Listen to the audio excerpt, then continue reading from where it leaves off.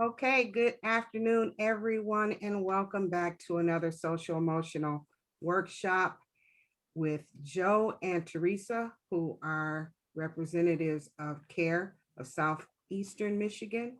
And today they're going to be talking about uh, ages and stages of development for young people, children, adolescents. Even it can be applied to adults as well. So, welcome back, Joe and Teresa. We're so glad to have you. And you can go ahead and get started. Okay, I just had to fetch a clock because I don't have my phone. Okay, uh, so good afternoon, everyone. And we're going to talk about ages and stages of development. And I'm going to focus on the two times in a child's life when they go through the most changes, because there's a lot of similarities between toddlerhood, when they go from being an infant to, starting to become school age, and then when they actually go through adolescence and become adults. And so we'll talk a little bit about that and how they're the same and what we can do to help kids who are going through those times, and how we can help make it easier. And maybe some of these things that are on here you probably have seen before or know of, and maybe some will be new. So I didn't really focus on school age, only because, by that time, most kids are, they've learned the skills from toddlerhood, and now they're ready to, strengthen them, like learning in school, and having interpersonal relationships and all those things. So we'll get started then with, whoops, hold on.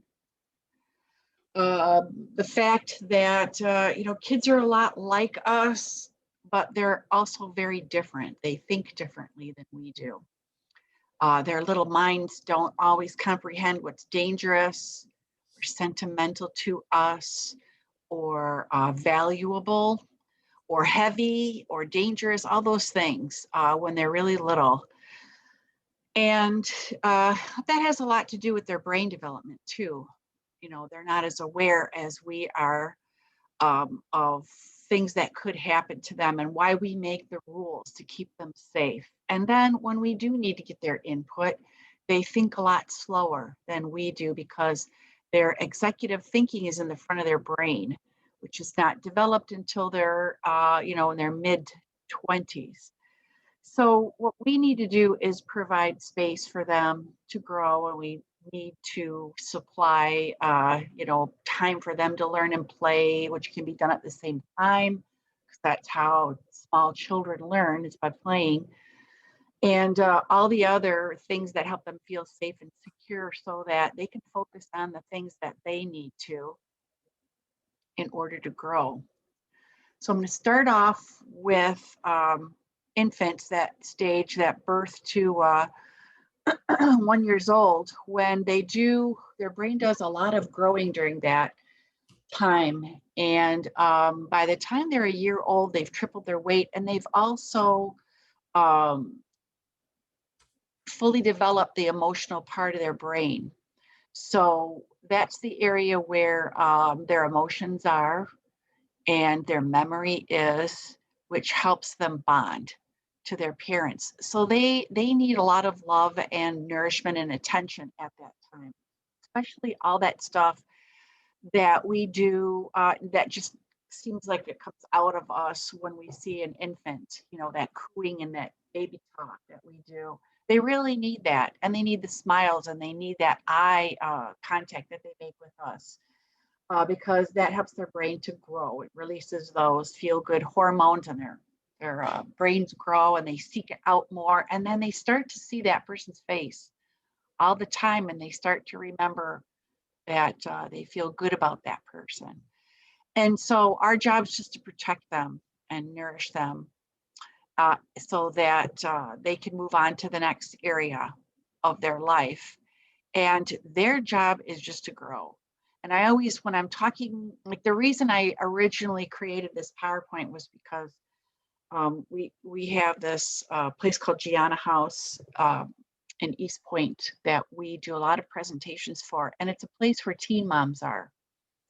But there's a lot of moms who have, they're not teenagers, but they could use the resources and they can use some help. So they go there for that, but they can also go to presentations, educational things.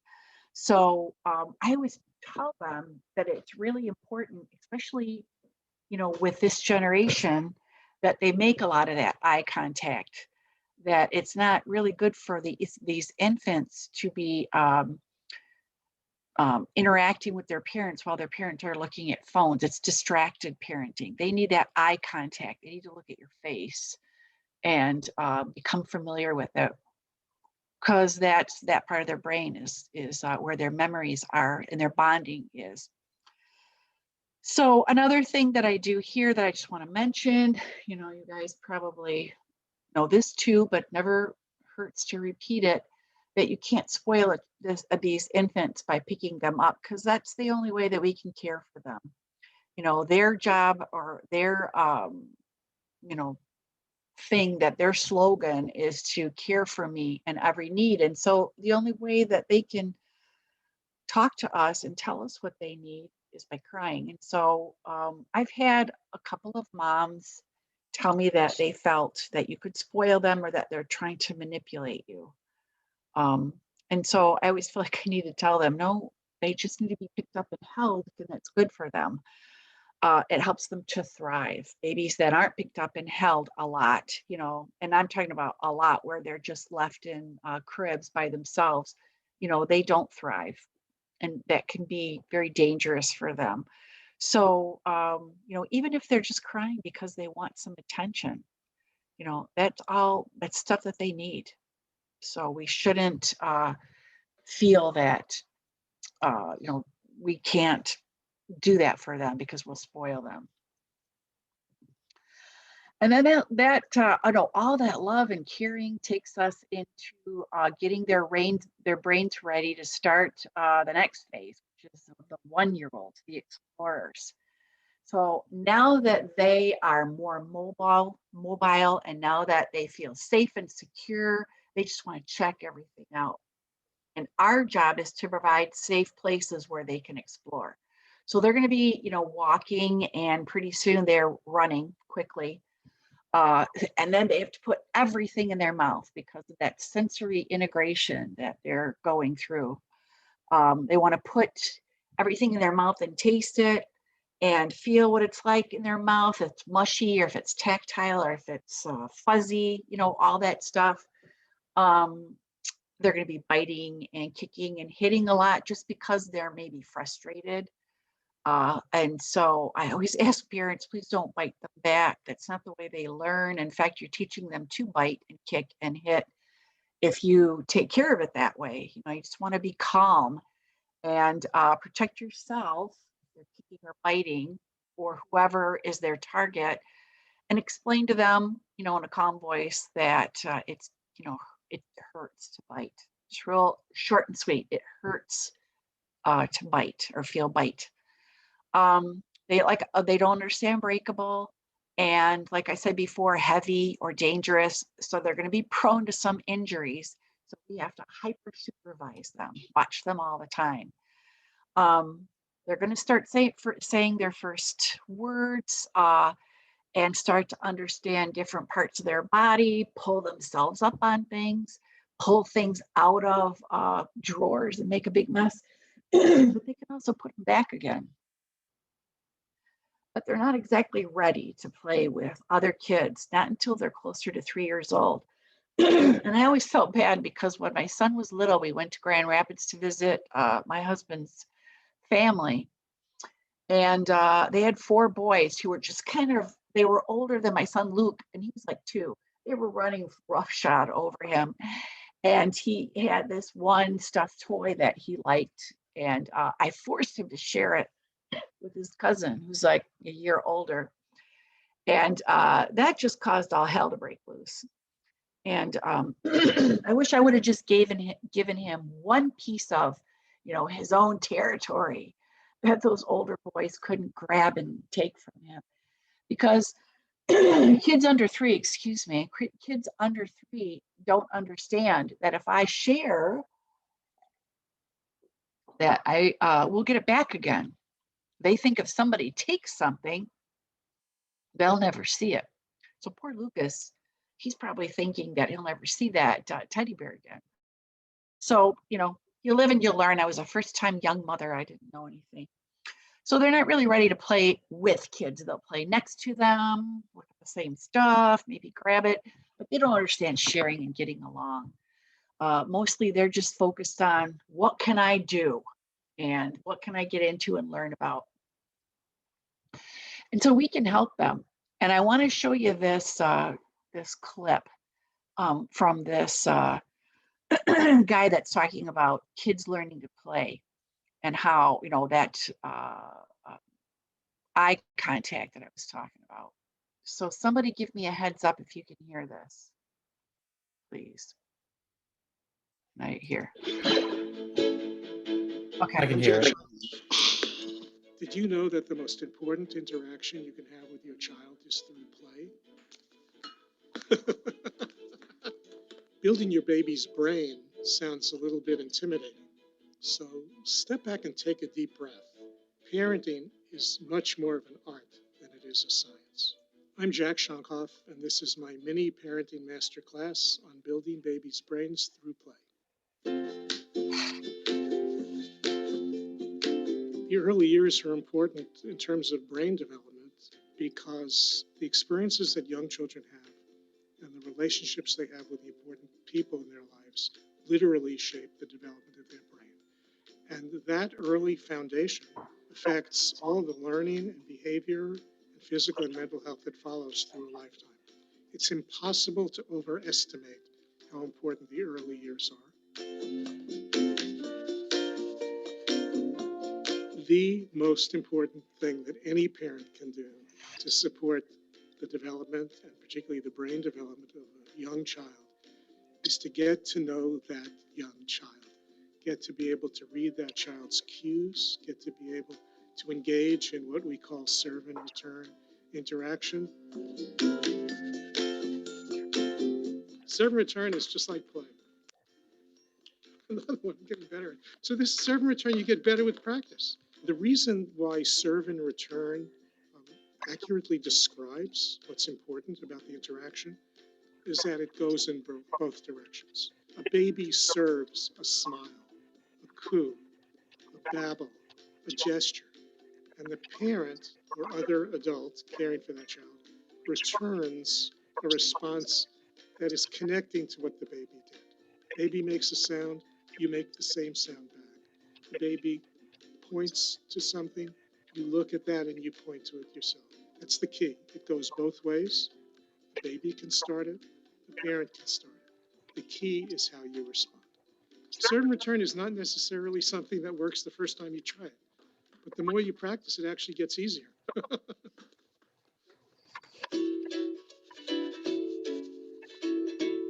For very young children, all important learning takes place within the context of play.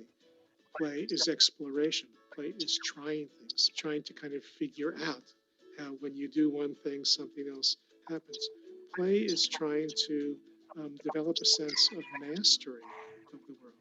A lot of that is done by providing an environment that's safe and provides opportunities for learning. A lot of play, a lot of the interaction between parents and young children is in the serve and return category. I would start with making the idea of serve and return to be something that's easy and friendly and relaxing. Play can occur when you're feeding a child, when you're changing a child's clothing, when you're bathing a child. All of those are opportunities for playful interaction and learning between adults and children. To help parents understand that when you smile back and then not just stop there, but then start playing, you're actually building brain circuits. In infancy with very young babies, It's all about interaction, kind of visual, sound. It's looking your baby in the eye, making that personal connection, being sensitive to your baby's feelings. Here are some things people may not think of as games, but they're games, they're play. Peekaboo, putting a cloth over your head. Where's baby? Oh, here he is. Patty cake. How big is baby? So big. The best kinds of games create a sense of emotional safety that allows growth. When you cover your face with a cloth and play peekaboo, the baby is learning. Why is the baby still laughing every single time you do this? It's because first it's the personal interaction. It's very rewarding. But second, the baby is mastering the concepts of things disappearing and coming back and knowing that they still exist. If a baby keeps wanting to do this, there's a reason for that. And the reason for that is that the baby's brain is saying, I am mastering this. I am learning a lot from this. I am enjoying the learning experience. Ask yourself, what does my baby enjoy doing? And then ask yourself, why do you think the baby enjoys doing that? And the answer always is because it is helping to build the baby's brain.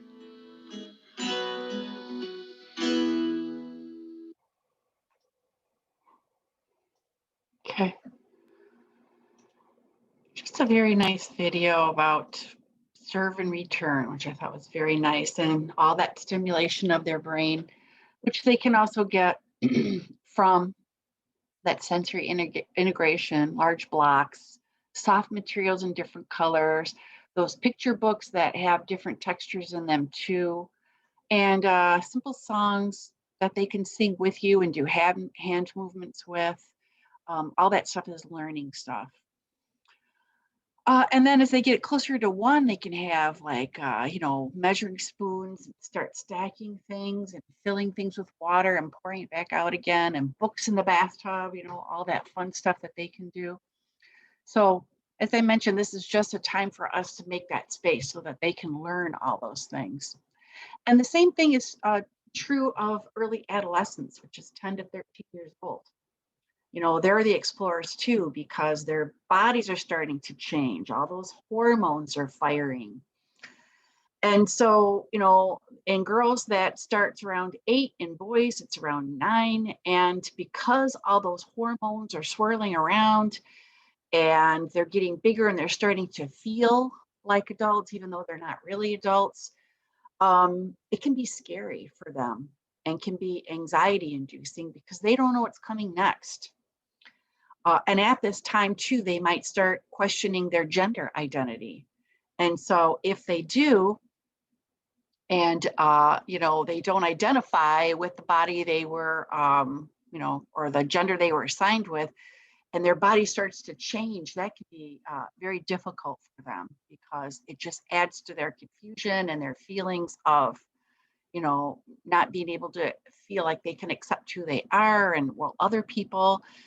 And so that can be a scary time for them. And we have to be really sensitive to it and to just, be open to their questions and their need to find someone who will understand them. I went to a training on April 28th, and it was about a woman whose child, she was born very strict Baptist, with very strict religious beliefs. And she had a child who told her at a very young age that they weren't a boy, they were a girl. And at first it was hard for her to wrap her brain around it. But a few years later, her child uh, tried to commit suicide. And she realized that it's more important for me to accept my child and keep my child alive than anything else. And that became her main goal. Her name's Debbie Jackson, and her training was really good. And so she helped answer questions that people have about children being so young and questioning their gender identity. So whether they're questioning their gender identity or whether they're just noticing that things are changing, it can be scary. And also during this time, they have very black and white thinking. Everything's either right or wrong, or it's fantastic or horrible. There's nothing in between for them. And because of that, and the fact that they're egocentric, which is normal also for them to be self-absorbed, um, there's a lot of back and forth with their parents. They want to explore ways to be independent from their parents. And so when their parents who, need to supply that safe place for them to become who they will be, when their parents do that, they're gonna be bucking that because they don't want those boundaries. Doesn't mean we shouldn't make sure they have them. It's just that we need to understand that they're trying to fit into an adult world from being a child, and they want to assert that independence. And so all that stuff is normal. It's not misbehavior. Uh, Depending, though, I should say, on how we react to it. So that's part of learning, that we have to provide those safe places, which includes boundaries. We have to learn that that's not a bad thing for them to go through. And so we have to keep our expectations reasonable. We have to understand that their reactions to us are coming from the part of their brain where their emotions are. That part that I told you was well developed by year one. They're still reacting to us and to each other and to the world in general from that emotional brain, not from the executive part of their brain where they do all their thinking and their self-awarenesses and their problem solving. So it just helps us to be more calm if we understand and not take that personally. So how can we help them? Well, we have to help them to understand what those changes are. And about 20 some years ago, maybe more than that, 25 years ago, I had given my daughter a book through American Girl dolls. They have this book called The Care and Keeping of You, and it's consulted on by this Dr. Kara Natter. And the book was great because it talked about just the changes that a girl's body's going through. And I found out that she also consulted with American Girl to have this book for boys, adolescent boys. It's called Guy Stuff, the Body Book. So I didn't look at it. I'm assuming it's the very same exact thing that I saw when I bought The Care and Keeping of You for my daughter. And like I said, it's just about, why does your face break out? Why are you getting hair all over your body? What can you do to take care of yourself when you have a period? Well, I'm sure that's not in the boy book, but in the girl book, that was, how do you take care of yourself when you start going through menstruation? And my daughter knew that she could come and talk to me about any of those subjects, but they still feel that sense of privacy. That's really important to them because they know their bodies are changing. And to them, it's awkward and uncomfortable. And so they don't always want to share it with us, no matter how open we are, no matter how much reflective listening I used and, silence when she would come and talk to me, just looking at her and listening. So that's why I got her that book, so that she would have another resource to go to besides me. I didn't want it to be her friends because I didn't know what they were hearing from their parents. So I wanted to make sure that she had some good information. And I also, along with all other parents, want to reassure them that physical changes and that emerging sexuality are normal, that it's supposed to happen, and that it's caused by your hormones. The same thing that's causing menstruation to start and for your body to change is the same thing that gives you those feelings that you have for whoever you want to love.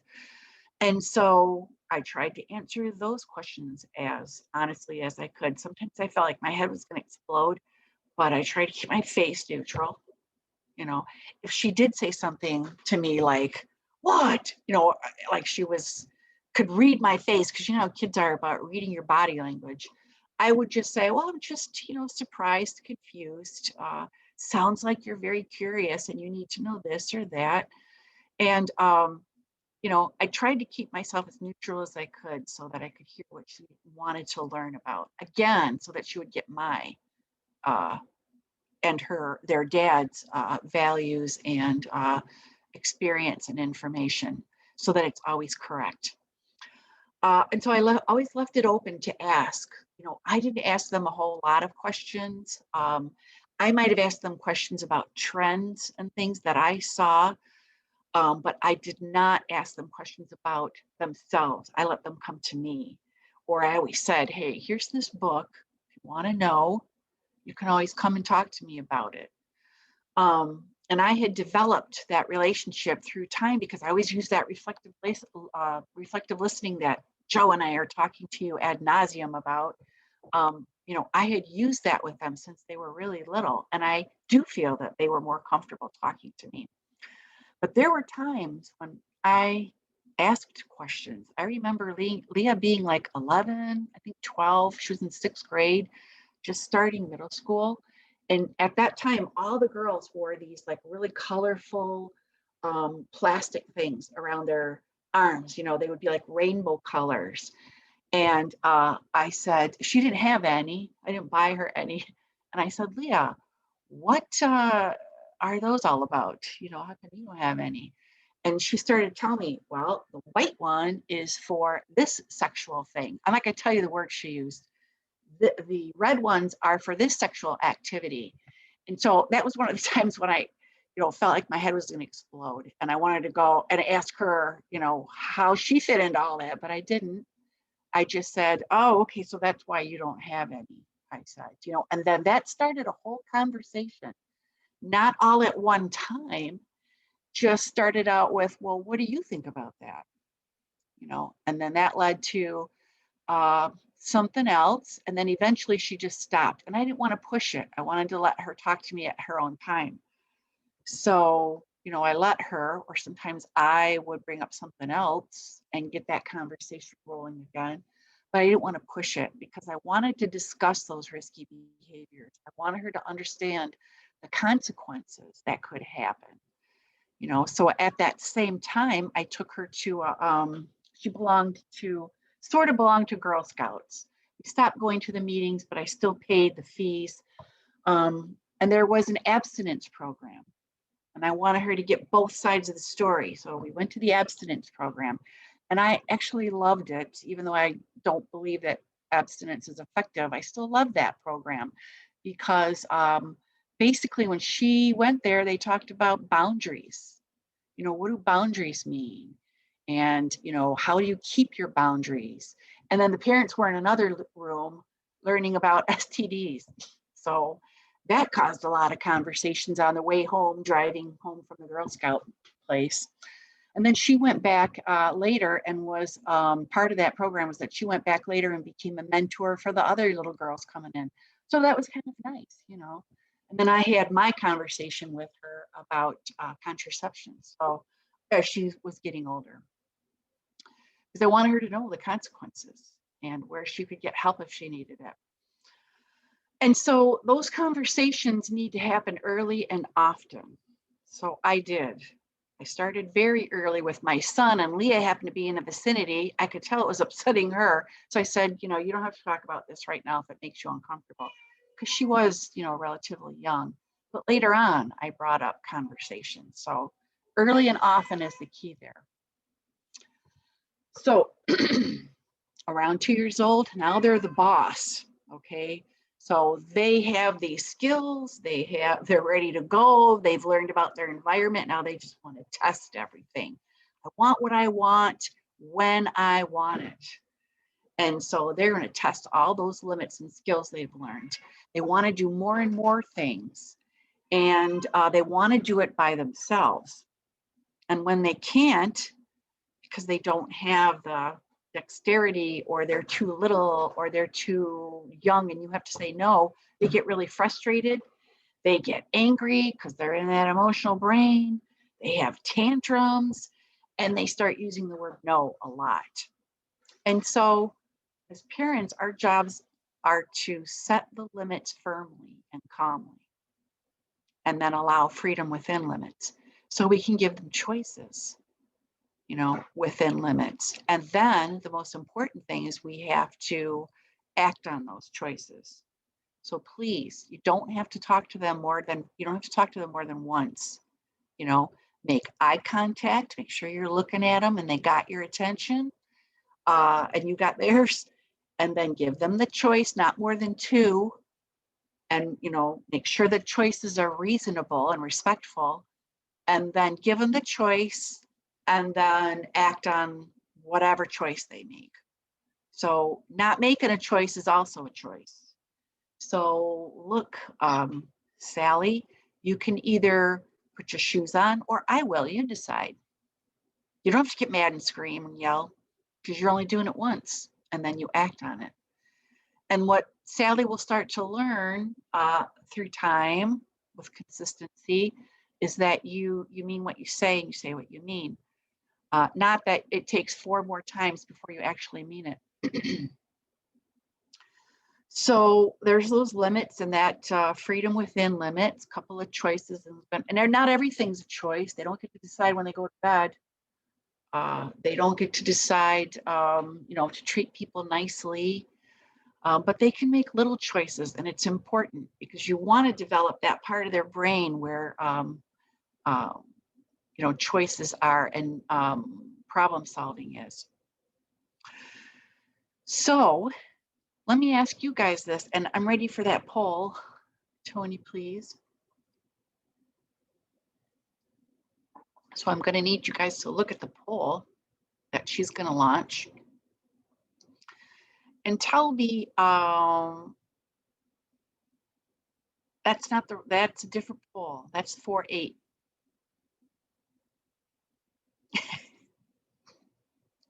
If you don't have it, that's okay.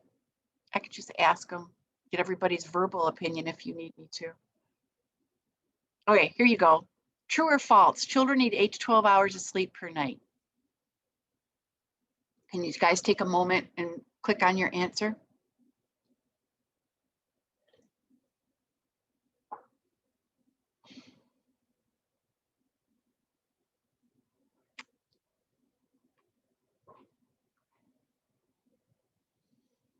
Got about 20 people who need to click on one of those answers, please.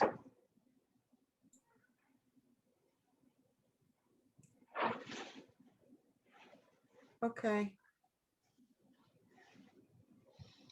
You're at 19.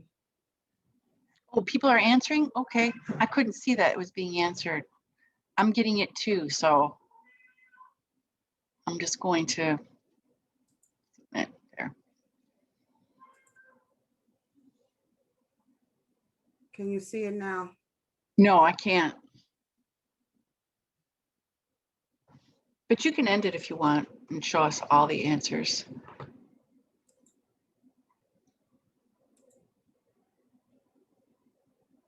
Okay, 90% said that it was true. And 2 of us said it's not. Okay, thank you, everyone. The answer is, whoops. The answer is false, actually. Because children, depending on their age, need about 10 to 16 hours. So infants need the most, 12 to 16, and this includes naps. 1 and 2-year-olds need about 14, and kids up to 5 need 13. And it's really important because their brain development is really connecting and making, connections. Their brain is making those connections, especially between the right and the left hemisphere. And it's helping their brain to grow. So they need lots of sleep. And you can tell when they're not getting enough because their behavior starts to get out of line. And so then you know that they are going to need more naps or less naps or sleep longer at night. And one of the best advice that I got from my sister-in-law was to look for signs of sleepiness and put them to bed drowsy instead of asleep, because they should know how to self-soothe. I didn't do that with my son. And so I had a hard time getting him to go to sleep on his own in his bed. But Leah, I would look for those signs of sleepiness. You know what they are, you know, rubbing their eyes, their eyelids are getting heavy. And I would put her to wake, I would put her to sleep while she was still awake, but drowsy. And then I had never had the same problem with her that I did with him. So, you know, they need that brain development. And if they don't get it, you know, they could get some other brain disorders like ADHD. You know, it can add to that if that happens. They don't get enough sleep. And so what compares to this is middle adolescence, 14 to 17 years old. We also call that the boss, or at least they sound that way. So their physical changes are continuing, but girls are mostly complete by that time. And so they spend a lot of time comparing themselves to other teenagers and falling into that peer pressure trap that they get into. They're more interested in romantic and sexual relationships, and they may know that there are risks with unprotected sex or substance use, but they're still driven by their emotions. So they may say to themselves, I don't have to use the condom because my girlfriend's on the birth control pill. Or I don't have, you know, marijuana, my parents don't want me to use it, but it's legal now, so I'm just going to go ahead and use it. You know, that peer pressure and their emotions overtake everything. And so, you know, we have to also make sure that they have their limits set firmly and calmly. And we also, just like the 2-year-olds, have to make sure that we're consistent with those boundaries if they go outside of them. So it's normal for them to not want to spend that much time with us. They're going to want to spend more time with their friends, and that shouldn't be taken personally. It's about learning how to be independent and learning how to form those relationships outside of their family. But that's again is good. You know, keep being consistent with the consequences of their actions, and you know, them not spending as much time with us could lead to those arguments. But hopefully, knowing that it's normal will help us not to take it so personally when it does happen. So, you know, they still need lots of supervision in that time. We need to know when they're going, or why they're going, and who they're going to be with. And, you know, are those parents home? My kids hated that when I would ask that question because they knew that I was probably going to call the parents to make sure. But even that is not, you know, a big guarantee that they're safe because I've had parents lie to me about being home. And so when I found that out, I taught my kids a plan B. You know, this is what will happen. These are the consequences of risky behavior. So what are you going to do when you're in that peer pressure echo chamber with all the other kids and somebody passes you a joint or somebody wants you to have sex? What can you do, you know, for yourself to save yourself from uncomfortable, awkward situations? If we had role-playing things in line that they knew to do, so that you know, they could keep themselves from activity that they didn't want to do, excuse me, and still save face with their friends. Because whether we like it or not, that's very important to them. So I would recommend lots of role playing and just ideas and get their input, because they're more likely to follow through on something that they had some input into. That goes for any age. You know, Joe and I talk about that multiple times too, because it's so important. Any questions so far from anybody?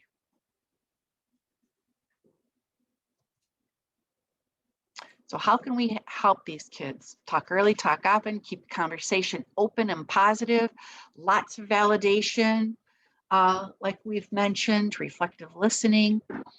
That's what they need the most of. And then, you know, how we taught you that reflective listening recipe: you feel, you sound, you look, then you put that feeling word, because you've listened to their tone, you've listened to their words, you've read their body language, you have an idea of what that feeling word would be. So you put that in there, and then why you think they might be feeling that way. And the most important part is that period on the end. Then you shut up. and you sit and listen and you let them talk, because you're going to have more of a chance of influencing them when you let them talk and express how they feel.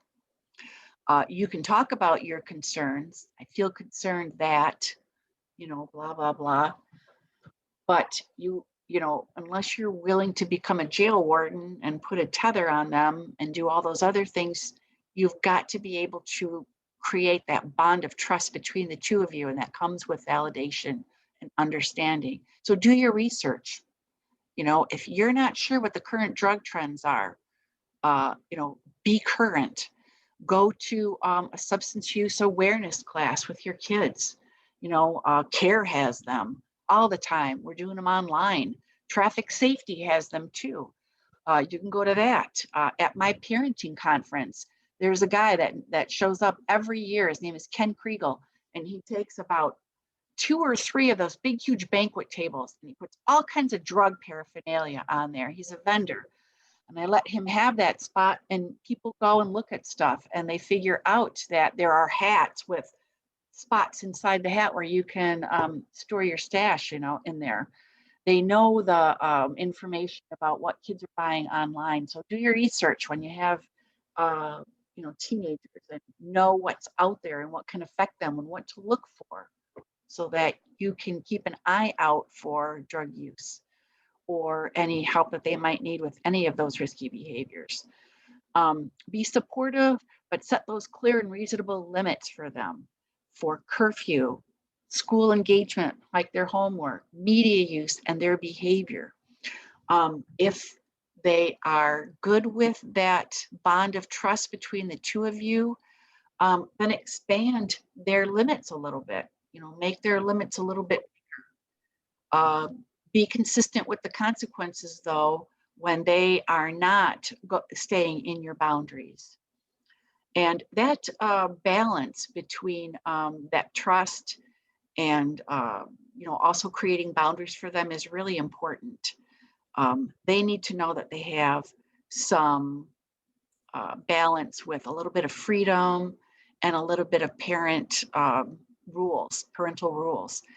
Because when they don't, when they feel like they're not empowered to have any autonomy in their own lives, that can lead to, rates of depression and drug use, higher rates of depression and drug use. And so I have this information here from SAMHSA, which shows, they have it marked off by gender and age and race, ethnicity. And you can see just by looking at this, from the time that they're early adolescence, like around 12 years old, until the time they get into their middle adolescence, it like triples in some spots, quadruples as they get to towards 17, their prevalence of depressive episodes.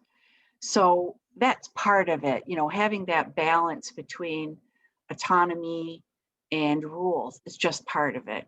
You can see that with gender, females have a higher prevalence of depressive episodes than males do. I don't know why. Could be because of more expectations on girls than on males, on females than on males. Just the fact, though, that there's already this inclination for prevalence of depression to rise, we don't need to add to that by being too strict with them or too angry or too judgmental about them, because that can lead to drug use, early drug use. It can lead to depression, and it can also, unfortunately, lead to suicide. So that's where that talking comes in, and listening is so very important. So then when they get to be about 3 years old, now they're the pal. So now they're trying to figure out how to get along with other kids. And, they want to be their parents' friend, and they want to learn how to play with other kids because they're more able to follow the rules now and cooperate. And, but this age is there's so much contradiction, with this age, because they want to follow the rules, they want to cooperate. but they also get angry if they can't do what they want to do. So they still have that, independent streak in them. They like to play with others, and they can actually start sharing now, but they can also be very insecure, I mean, and not want to meet other people. And that doesn't mean they're going to spend their whole life being insecure. It just means that at this age, they feel more vulnerable. They're just starting to learn how to have friends, and they don't always know what to do in every given situation. So it's our job to help them develop routines that make them feel comfortable and create opportunities for them to play with other kids. And also, those last two are very important. They might start to tell tall tales, which is not really lying yet. It's just confabulation. It's just a way to make up a story so that you're happy. Or they don't know what to say to you, so they'll make up a story. Or they don't want to get in trouble, so they make up a story. And that's really normal for them. But depending on how you react to it determines whether it's going to continue or not. So if you don't set them up to lie, by asking them questions that it's obvious they're going to lie about so they won't get in trouble, or if you react out of bounds, like they confabulate, they make up some kind of story, I didn't hit that girl, a monster came in here and hit her, don't you lie to me, I don't like, it's not nice to be liars. Well, you're kind of teaching that kid that that's a way to get negative attention. And if that's what they're looking for, if they've decided that's the only way to feel like they fit in is by getting that negative attention, then, they'll do it more often.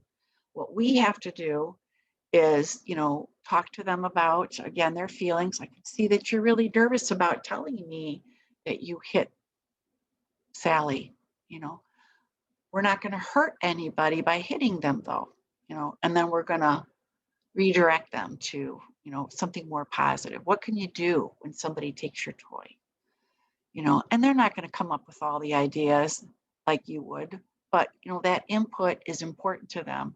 And your calmness and the way your face looks when you respond to that is going to determine whether it's just a 3-year-old thing or it continues. They may start using the toilet, but they're going to need a diaper at night. So closer they are to 3 years old, of course, there's always exceptions. My mom would tell you that I was 9 months old when she, potty trained me, which I know is ridiculous. It's not true. But some people have their children potty trained at 2. Yeah, maybe that's true. But they have to be physically, verbally, and emotionally ready to do it. And that usually happens closer to 3. The closer they are to 3, the faster it happens and the easier it is. But they're still going to need diapers at night because, that control takes a little bit longer. And, in our family, bedwetting continued kind of long. My sister was 10. My other sister's son was a little older than that. And Lucas was 6 before he mastered, being dry all night long. And he was mortified by that. He hated it. And, but it was part, it's in our family. So it took him longer. Wasn't true for me, wasn't true for Leah or their dad, but for him it was, for my sister it was, for my other sister's child, Anthony, it was. So, sometimes it just takes longer. And if you rule out that there's a physical problem there, then maybe it's just taking this kid a little bit longer. And so we can help them, like I said, by making sure they have play groups, letting them talk about their feelings when they feel awkward or scared. Starting to read to them more, give them simple short stories that have beginning, middles, and ends because they still want to interact with you. They still want to look at you and have you talk to them and, read them stories or sing songs with them. Things that involve clapping their hands, moving their body. Those are all things that are really fun for them. And when you mirror them and they mirror you, all those feel-good hormones are going off in their head, those chemicals, I mean, and their brains are growing. So we want to make sure that we can do that. And, help them learn to play with other kids and get used to other adults, their friends' parents. And also memory games, help those brains to grow even more by, giving them names or games where they have to use their memory. My mom had a memory game, and I think it's still being made. It's got like 50 little tiny cards about that big in it. I only started off with like 10. And when they got used to what that game was, I added more and more for them. And it was a huge sense of pride for them to be able to figure it out.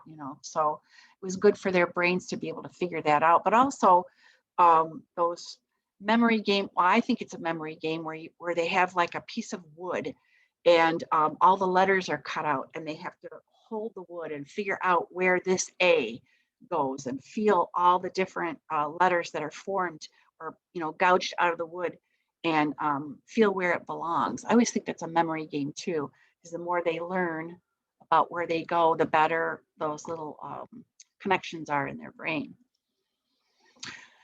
And then when they get to be about 4, that's the adventurer. So, now they're even more confident and they want to challenge themselves and do things they've never done before. So they're always on the go. And they're always, maybe going out of those boundaries because they don't understand the boundaries while they're testing their abilities. And they start to feel like, I can do anything I want, and they're going to test your authority. And you're going to hear no more and more often. You're going to see defiance. And that might cause issues with you, could cause issues with their siblings too. And that's okay. That's just part of growing up and learning dynamics. There's nothing wrong with sibling rivalry. It helps kids to understand how to have relationships with people and how to stick up for themselves when they're being picked on. I had that issue with my daughter. She would not stick up for herself against her brother, and I wanted her to learn how to do that. If she can do that with her brother, she can do it on the outside. If she could attend the in-service at home, take it out and not let other little boys boss her around. That was my goal. So I had to talk to her a lot about it. And she finally stood up to him. And it was important for her to do that. So it teaches them how to get along with other people. And they're going to want to understand things a lot more. Why? I hear that from parents all the time. Kids will just like talk their leg off. Luke wanted to know one time why we couldn't drink gasoline. Why does it smell so good? Can we drink it? How much of it can we drink? And how long would it take us to die? Like things like that I had no idea how to answer him. But he was just a constant, need for information all the time. And then they know there's a difference. They start to see a difference in, boys and girls. They can see there's a difference there. They start to see that different people have different colors in their skin and they have different, ways that they look, their faces look different.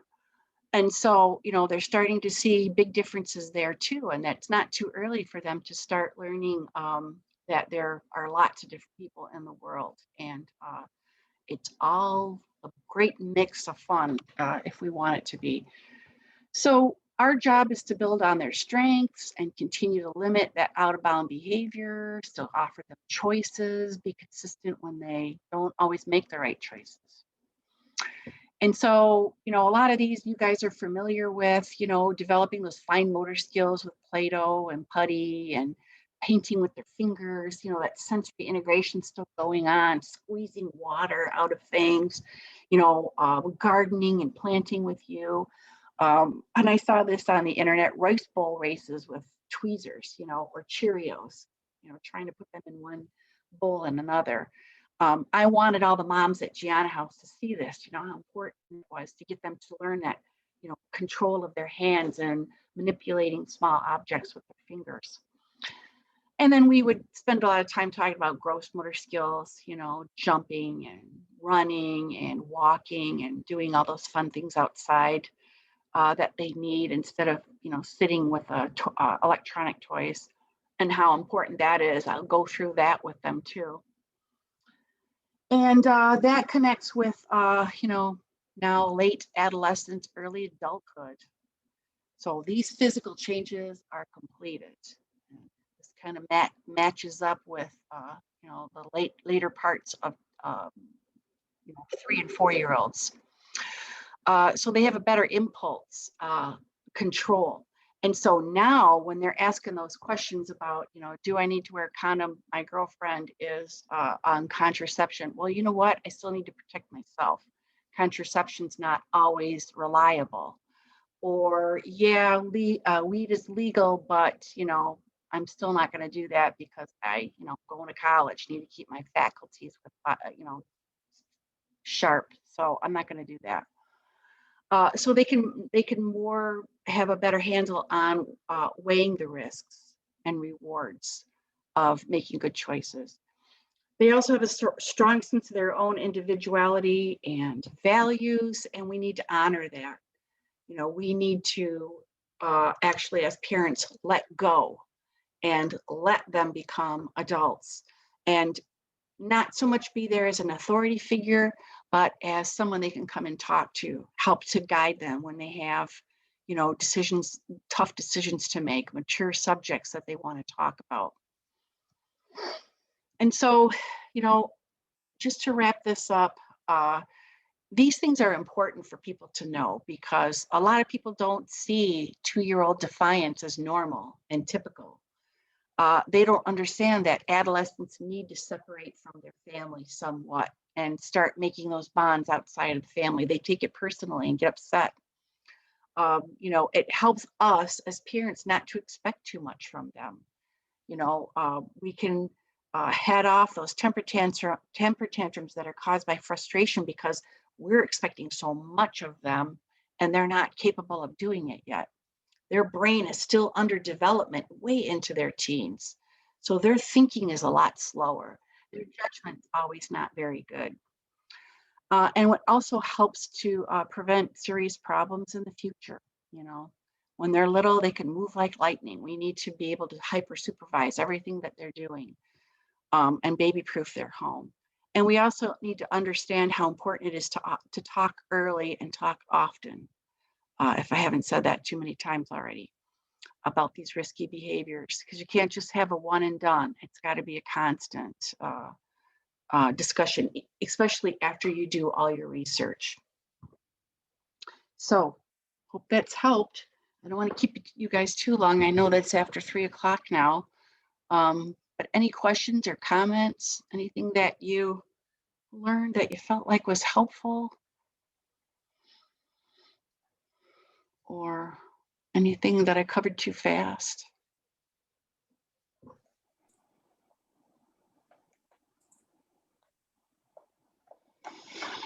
Well, thanks you guys for your attention and your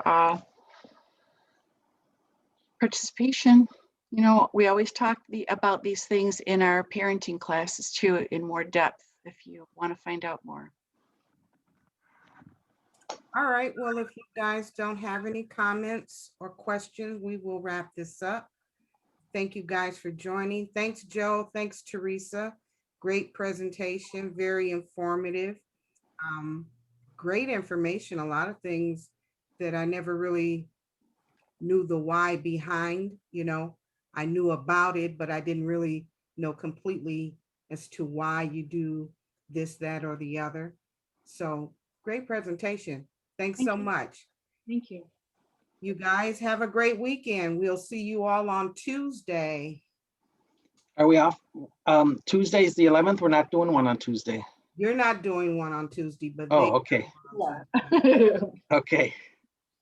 Thanks so much, everybody. Have a great weekend. Thank you. Bye-bye. Bye.